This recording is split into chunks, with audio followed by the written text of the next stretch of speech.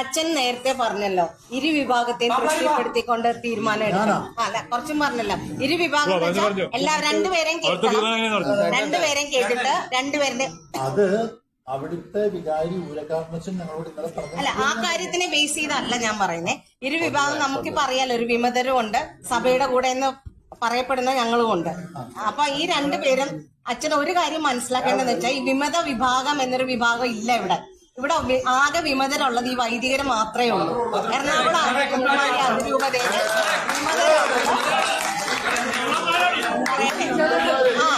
ബാക്കി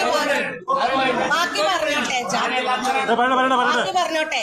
ഈ വിമത വികാരിയുടെ ചുറ്റിപ്പറ്റി നിൽക്കുന്ന ആ കാലിൽ നക്കി ജീവിക്കുന്ന 10 പേരോളം ഓരോ ഇടവകയിലും ഉണ്ട്. ഇനി ബാക്കി കൂടെ പറഞ്ഞോട്ടെ. ഇനി ഇവരൊരു മീറ്റിംഗ് വിളിച്ചെന്ന് വെച്ചു, എവിടെയെങ്കിലും സഭയുടെ കാശെടുത്ത് ഇവർക്ക് മീറ്റിംഗ് വിളിക്കാം. സഭയുടെ സ്ഥാപനങ്ങളുണ്ട്, എല്ലായിടത്തും ഇവര് മീറ്റിംഗ് വിളിക്കും, വണ്ടി അറേഞ്ച് ചെയ്യും. ഇതിന് വരുന്നത് ഓരോ ഇടവകയിലും 3 ആഴ്ച വിളിച്ചു ചൊല്ലി ഈ 10 പേര് വീതാണ് ഓരോ ഇടവകയിൽ നിന്ന് വരുന്നത്. 300 ഇടവകയിൽ നിന്ന് വന്ന 3000 പേര്. അത്രയും പേര് ഈ എറണാകുളം അങ്കമാലി അതിരൂപതയില് ഈ വിമതരുടെ കൂടെ ഉള്ളൂ. ബാക്കിയുള്ള 95% പേരും സഭയുടെ കൂടെയാണ്. സഭ എന്താണ് പറയുന്നത്, മാർപ്പാപ്പ എന്താണ് പറയുന്നത്, മെത്രാന്മാർ എന്താ, അത് അനുസരിക്കുന്നവരാണ് ഞങ്ങൾ ഈ ഓരോരുത്തരും ഇവിടെ വരുന്നത്. പ്രായമുള്ളവര് 82 വയസ്സുള്ള ആള് 14.5 കിലോമീറ്റർ നടന്നു നമ്മുടെ മൗണ്ട് വരെ. അത്രയും സഹനം സഹിച്ചതെല്ലാം സഭയെ അനുസരിക്കാൻ വേണ്ടി. ഞങ്ങൾ വേറെ ഒന്നും ഞങ്ങളുടെ പേഴ്സണൽ ആവശ്യത്തിനല്ല ഞങ്ങൾ വന്നിരിക്കുന്നത്. ഞങ്ങൾ സഭയെ അനുസരിക്കാൻ, നിങ്ങളെ സപ്പോർട്ട് ചെയ്യാനാണ് ഞങ്ങൾ വന്നിരിക്കുന്നത്. ആ ഞങ്ങളെയാണ് ഇവിടെ അറസ്റ്റ് ചെയ്യിപ്പിക്കുന്നത്. ആ ഞങ്ങളെ പോലീസിനെ വിട്ട് അറസ്റ്റ് ചെയ്യിപ്പിക്കുന്നത്. എന്നിട്ട് ഇവിടെ ഗേറ്റ് പൊളിച്ചു. പിതാവിന്റെ കാല് തല്ലി ഓടിക്കെന്ന് പറഞ്ഞു. ഇവർക്ക് ആർക്കും എതിരെ ഒരു കേസും ഇല്ല, ഒന്നുമില്ല. സഭയുടെ കൂടെ നിൽക്കുന്നവര്, ഞങ്ങൾ ഈ സഭ നശിച്ചു പോകരുതെന്ന് ആഗ്രഹിക്കുന്നവരാണ്. അല്ലാതെ ഇവിടെ ഒരു വിമത വിഭാഗം ഇല്ല. നാളെ ഈ അച്ഛന്മാര് തിരിഞ്ഞു നിന്ന് സഭയുടെ കുർബാന ചൊല്ലിയാല് ഈ നടക്കുന്ന വാലാട്ടി പട്ടികൾ മുഴുവനും ഈ വികാരിയുടെ കൂടെ ആയിരിക്കും. ഇവിടെ മുഴുവനും ഏകീകൃത കുർബാന നടക്കും. അതുകൊണ്ട് ഈ പ്രശ്നം സോൾവ് ചെയ്യാൻ ഒരു ദിവസം മതി. ഈ പ്രശ്നം സോൾവ് ചെയ്യാനായിട്ട് ഈ വികാരിമാരിലെ ഒരു 2 പേരെ നിങ്ങളൊന്ന് പുറത്താക്കുക. അതിനുള്ളൊരു ധൈര്യം കാണിക്കും. ഇതുവരെ കുർബാന ഈ ഏകീകൃത കുർബാന ഇതുവരെ ചൊല്ലാത്ത, അഹങ്കാരം കൊണ്ട് മാത്രം, അനുസരണക്കേട് കൊണ്ട് മാത്രം, വൈദികനായിരിക്കാനുള്ള മിനിമം യോഗ്യതയില്ലാത്ത ഒരു 2 പേര് പുറത്താക്കിയാൽ മതി. ഇവിടുത്തെ പ്രശ്നം തീരും. ബാക്കി ആർക്കും ഇവിടെ പ്രശ്നമില്ല. അത്രയും ഒന്നും ചെയ്യുവാനാണ്. കാരണം അച്ഛൻ നേരത്തെ പറഞ്ഞല്ലോ ഇരു വിഭാഗത്തെയും തൃപ്തിപ്പെടുത്തിക്കൊണ്ട് തീരുമാനം എടുക്കണം. കുറച്ചും പറഞ്ഞല്ലോ ഇരു വിഭാഗം എന്ന് വെച്ചാൽ രണ്ടുപേരെയും കേൾക്കണം. രണ്ടുപേരെയും കേട്ടിട്ട് രണ്ടുപേരുടെ അത് അവിടുത്തെ വികാരി ഊരക്കാരനച്ഛൻ ഞങ്ങളോട് ഇന്നലെ പറഞ്ഞു. അല്ല ആ കാര്യത്തിനെ ബേസ് ചെയ്തല്ല ഞാൻ പറയുന്നത്. ഇരു വിഭാഗം നമുക്കിപ്പോ അറിയാലോ, ഒരു വിമതരും ഉണ്ട്, സഭയുടെ കൂടെ എന്ന് പറയപ്പെടുന്ന ഞങ്ങളും ഉണ്ട്. അപ്പൊ ഈ 2 പേരും അച്ഛൻ ഒരു കാര്യം മനസ്സിലാക്കേണ്ടതെന്ന് വെച്ചാൽ ഈ വിമത വിഭാഗം എന്നൊരു വിഭാഗം ഇല്ല ഇവിടെ. ഇവിടെ ആകെ വിമതരുള്ളത് ഈ വൈദികര് മാത്രമേ ഉള്ളൂ. എറണാകുളം അതിരൂപതയില്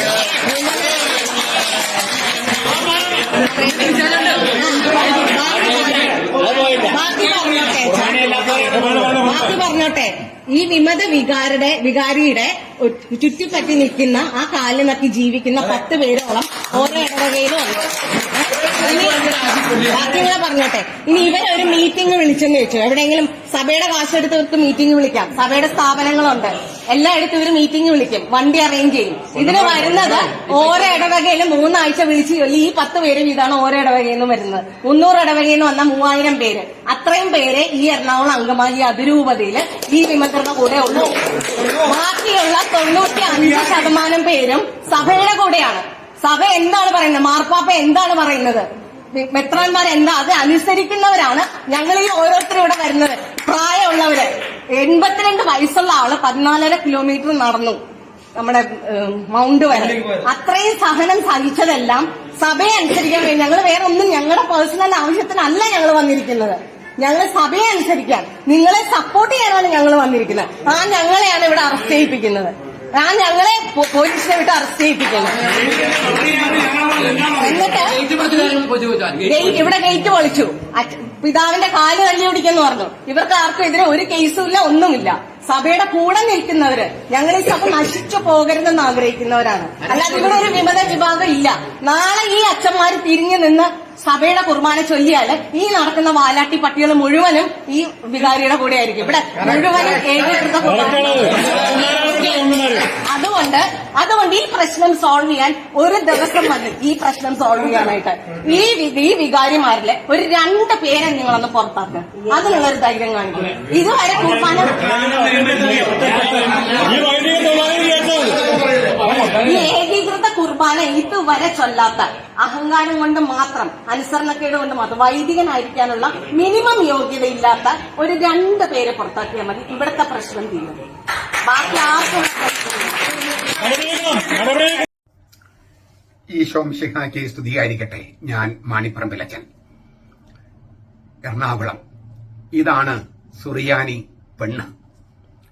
ഇന്നലെ എറണാകുളം അങ്കമാലി അതിരൂപതയുടെ കൂരിയായുടെ മുമ്പില്, കൂരിയായിലുള്ള വൈദികരുടെ മുമ്പില് ജൂലി അലക്സ് എന്ന കുലീന സ്ത്രീ പറഞ്ഞ ധീരമായ വാക്കുകള് നിങ്ങൾ പലരും അവര് പറയുന്ന ആ വീഡിയോ ക്ലിപ്പ് കണ്ടു കഴിഞ്ഞു. ഒരുപാട് പേര് കണ്ടിട്ടുണ്ട്. എങ്കിലും ഞാനത് പറയേണ്ടതുണ്ട് എന്ന് എനിക്ക് തോന്നി.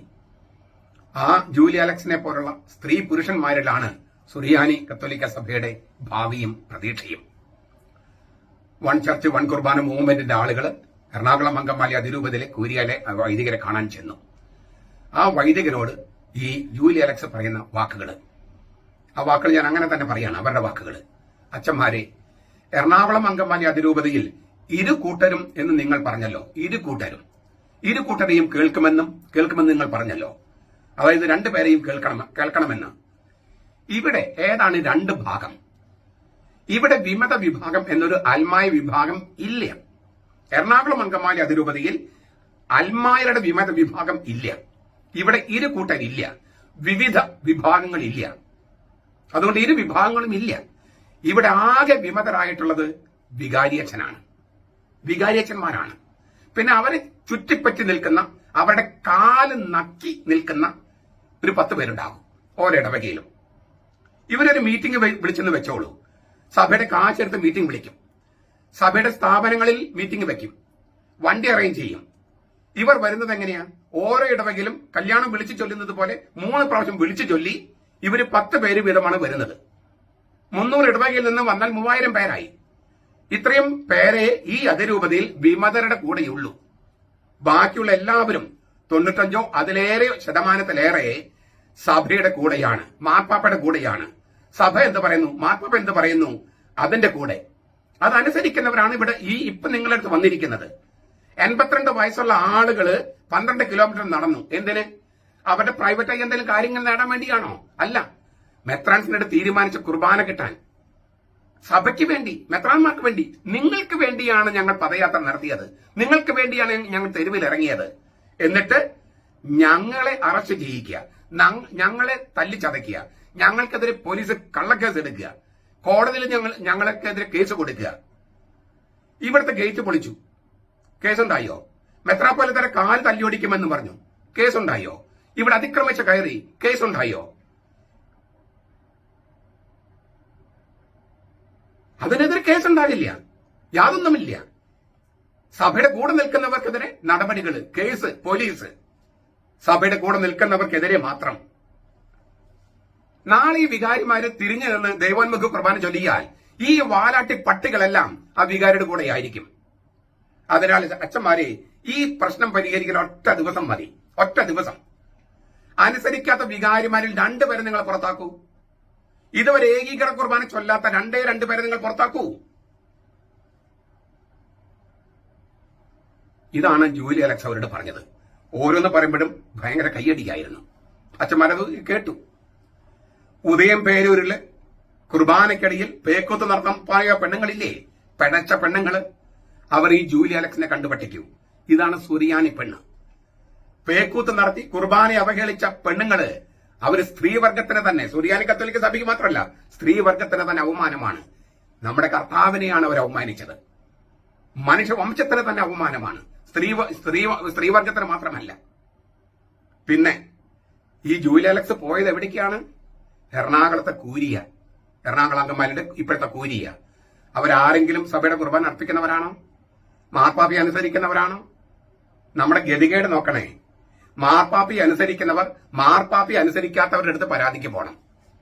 സഭയെ അനുസരിക്കുന്നവർ സഭയെ അനുസരിക്കാത്തവരുടെ അടുത്ത് പരാതി കൊടുക്കണം. മെത്രാൻസനയുടെ തീരുമാനം നടപ്പാക്കാത്തവർ മെത്രാൻസനയുടെ തീരുമാനം നടപ്പാക്കണമെന്ന് ആഗ്രഹിക്കുന്നവർ പോയി അവരോട് വേണം പറയാൻ. മെത്രാൻസനയുടെ തീരുമാനം നടപ്പാക്കാത്തവരോട്. എന്തൊരു ഗതികേടാണ് ഈ സീറോ മലബാർ സഭയ്ക്ക്. മാർപ്പാപ്പയെ അനുസരിക്കാത്തവര്, മെത്രാൻസനയുടെ അനുസരിക്കാത്തവര്, ഏകീകൃത കുർബാന ചൊല്ലാത്തവര്, സഭയുടെ കുർബാന ചൊല്ലാത്തവര്, അവര് കൂരിയായില്. മാർപ്പാപ്പയെ അനുസരിക്കുന്നവര്, മെത്രാൻസനത്തിന് അനുസരിക്കുന്നവര്, സഭയുടെ കുർബാന വേണമെന്ന് വാദിക്കുന്നവര്, ഈ അനുസരിക്കാത്തവരുടെ മുമ്പില് ഈ കുർബാന അനുവദിച്ച് കിട്ടണേ എന്ന് പറഞ്ഞ് ഭിക്ഷാപാത്രമായി നിൽക്കേണ്ട ഒരു അവസ്ഥ. ഇതൊക്കെ ആരാണ് വരുത്തി തീർത്തത്? എങ്ങനെയാണ് വരുത്തി തീർത്തത്? കാലം മറുപടി നൽകട്ടെ. അതേസമയം ഈ ജൂലി അലക്സ് പറഞ്ഞത് നാം സ്ഥിരമായി പറഞ്ഞുകൊണ്ടിരിക്കുന്ന കാര്യം തന്നെയാണ്. പൊതുവായിട്ടൊന്നും അവർ പറഞ്ഞിട്ടില്ല. പക്ഷേ നമ്മളെല്ലാവരും പറഞ്ഞുകൊണ്ടിരിക്കുന്ന കാര്യം ഇപ്പോഴത്തെ കൂരിയായുടെ മുമ്പിൽ ചങ്കുറപ്പോടെ പറഞ്ഞു എന്നുള്ളതും ജൂലി അലക്സിന് സപ്പോർട്ടുമായിട്ട് അവരെല്ലാവരും കൂടി കൈയടിച്ചു എന്നുള്ളതും നമുക്ക് അഭിമാനിക്കാൻ പറ്റുന്ന നിമിഷമാണ്. കാരണം സുറിയാനി സഭയുടെ ചൈതന്യം അറ്റുപോയിട്ടില്ല. സുറിയാനി സഭയുടെ വിശ്വാസികളുടെ എണ്ണം അറ്റുപോയിട്ടില്ല. ഈ മെത്രാന്മാർക്ക് സാധിക്കാത്തത്, വൈദികർക്ക് പോലും സാധിക്കാത്തത്, എത്രയോ വൈദികർ താല്പര്യമുണ്ട് പക്ഷെ മിണ്ടില്ല. എത്രയോ മെത്രാന്മാർക്ക് താല്പര്യം ഉണ്ടായിരിക്കും പക്ഷെ മിണ്ടില്ല. പക്ഷെ ജൂലി അലക്സിനെ പോലെ എഴുന്നേറ്റ് നിന്ന് ഈ കൂരിയായുടെ മുമ്പാകെ സത്യം വിളിച്ചു പറയാൻ അവർക്ക് ഈ ജൂലി അലക്സിന് സപ്പോർട്ടുമായി അൽമായർ എഴുന്നേറ്റ് നിൽക്കാൻ, ആ അൽമായറിലാണ് ജൂലി അലക്സിനെ പോലുള്ള പെണ്ണുങ്ങളിലാണ് സുറിയാനി സഭയുടെ വീര്യം നമ്മൾ കാണുന്നത്, വിശ്വാസം നമ്മൾ കാണുന്നത്, പ്രത്യാശ അവിടെയാണ്, പ്രതീക്ഷ അവിടെയാണ്. നമ്മുടെ സ്വരമാണ് ജൂലി അലക്സും കൂടെയുള്ളവരും ഉയർത്തിയത്. അത് പക്ഷേ നമ്മുടെ മെത്രാന്മാര് കേൾക്കാൻ തയ്യാറാവില്ല. ഇനി കേട്ടാലും അത് വിശ്വസിക്കാൻ മെത്രാന്മാർ തയ്യാറല്ല. നമ്മൾ പീഡിപ്പിക്കപ്പെടുന്നത് കാണുമ്പോൾ, അജഗണം പീഡിപ്പിക്കപ്പെടുന്നത് കാണുമ്പോൾ ആനന്ദിക്കുന്ന മെത്രാന്മാർക്ക് ഇത് കേൾക്കാനും വിശ്വസിക്കാനും താല്പര്യമുണ്ടാകുമോ? ഞാൻ ചിലരോട് സംസാരിച്ചപ്പോൾ ഞെട്ടിപ്പോയ ചില സംഗതികൾ ഞാൻ പറയാം. അതായത് എറണാകുളത്ത് എന്തിനാണ് ഇത്ര ധൃതി എന്നാണ് ഒരു മെത്രാൻ ചോദിച്ചത്. എറണാകുളത്ത് എന്തിനാണ് ഇത്ര ധൃതി? അവരടികൂടട്ടെ, 10 കൊല്ലം അവർ അടികൂടട്ടെ, അപ്പൊ നമുക്ക് പരിഹരിക്കാം. ആ മെത്രാന്, എനിക്കറിയാം ആരാണ് ആ മെത്രാൻ. ആ മെത്രാന് നരകശിക്ഷ കൊടുക്കണമേ എന്നാണ് എന്റെ പ്രാർത്ഥന. കർത്താവ് ആ മെത്രാന് നരകശിക്ഷ കൊടുക്കണം. അജഗണത്തിന്റെ വേദന തിരിച്ചറിയാത്ത, ആടുകളെ തമ്മിലടിപ്പിക്കുന്ന ആ മെത്രാന്മാർക്ക് ഉപദേശം കൊടുക്കുന്ന മറ്റുള്ളവരും, അവർക്ക് വേണ്ടിയാണ് നരക തീ കർത്താവ് തയ്യാറാക്കിയിരിക്കുന്നത്. ഇതെന്റെ വാക്കുകളല്ല, ഇത് കർത്താവിന്റെ വാക്കുകളാണ്. നിങ്ങൾക്ക് വായിച്ചു നോക്കാം, മത്തായിയുടെ സുവിശേഷം വായിച്ചു നോക്കാം. അവർക്ക് വേണ്ടിയാണ് തീ നരകം തയ്യാറാക്കപ്പെട്ടിരിക്കുന്നത്. അജഗണത്തിന്റെ വേദന തിരിച്ചറിയാത്ത ഇടയന്മാര്, ആ ഇടയന്മാർക്ക്, മെത്രാന്മാർക്ക് വേണ്ടിയാണ് നരകം. ഈ കുർബാനയ്ക്ക് വേണ്ടി തെരുവിൽ നടക്കുന്ന മനുഷ്യരില്ലേ, പ്രായമായിട്ട് പദയാത്ര നടത്തുന്ന മനുഷ്യർ, ആത്മീയ സമരം ചെയ്യുന്ന മനുഷ്യർ, അവരുടലോടെ സ്വർഗത്തിൽ പോകും.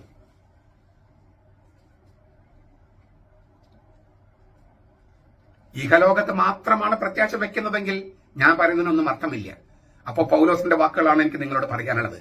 ഇഹലോകത്ത് പ്രത്യാശ വെക്കുന്നവരാണെങ്കിൽ മറ്റെല്ലാ ജനതകളെക്കാളും മോശമാണ് നമ്മൾ, മറ്റെല്ലാ ജനതകളെക്കാളും കഷ്ടമാണ് നമ്മുടെ കാര്യം. അതല്ല, ദൈവത്തിൽ വിശ്വസിക്കുന്നെങ്കിൽ, ഈ കുർബാന എന്ന് പറയുന്നത് സ്വർഗം ഭൂമിയിലേക്ക് ഇറങ്ങി വരുന്ന നിമിഷമാണ് നമ്മൾ വിശ്വസിക്കുന്നുണ്ടെങ്കിൽ, ഹെവൻ ഓൺ എർത്ത്, സ്വർഗം ഭൂമിയിൽ, ഈ അപ്പം ഭക്ഷിക്കുന്നവൻ മരിക്കുകയില്ല.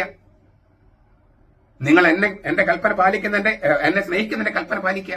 കൽപ്പന പാലിക്കുന്നെങ്കിൽ ഞാനും പിതാവും സ്വർഗം വന്ന് വാസമുറപ്പിക്കും. ഈ വാക്കുകളൊക്കെ നമ്മൾ വിശ്വസിക്കുന്നെങ്കിൽ, ഈ തെരുവിൽ സഭയുടെ കുർബാന കിട്ടാൻ വേണ്ടി, മാർപ്പാപ്പയെ അനുസരിക്കാൻ വേണ്ടി, മെത്രാൻസനെ അനുസരിക്കാൻ വേണ്ടി തെരുവിൽ നടക്കുന്ന മനുഷ്യര്, അവര് നേരെ സ്വർഗത്തിലേക്ക്. അവർക്ക് എതിരെ നിൽക്കുന്ന മെത്രാന്മാരും വൈദികരും ഉണ്ടെങ്കിൽ അവർക്ക് വേണ്ടിയാണ് തീ നരകം. അവിടുത്തെ തീ കെടുകയില്ല, അവിടുത്തെ പുഴു ചാകില്ല.